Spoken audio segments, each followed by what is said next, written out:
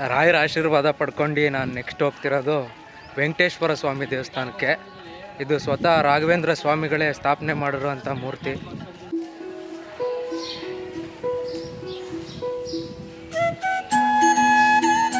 ಈ ಥರ ಚಿಕ್ಕ ಚಿಕ್ಕ ರೋಡ್ ಮಧ್ಯೆ ಇದೆ ದೇವಸ್ಥಾನ. ಯಾರನ್ನಾದ್ರೂ ಕೇಳಿ ಹೇಳ್ತಾರೆ.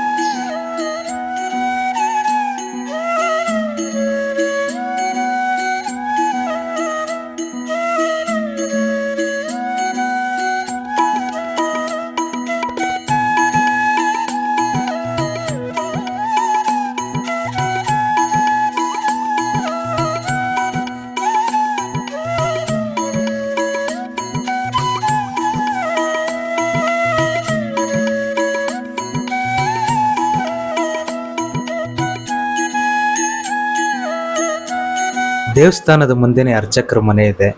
ಇಲ್ಲಿ ಮೃತ್ತಿಕೆ ಪ್ರಸಾದ ಸಿಗುತ್ತೆ.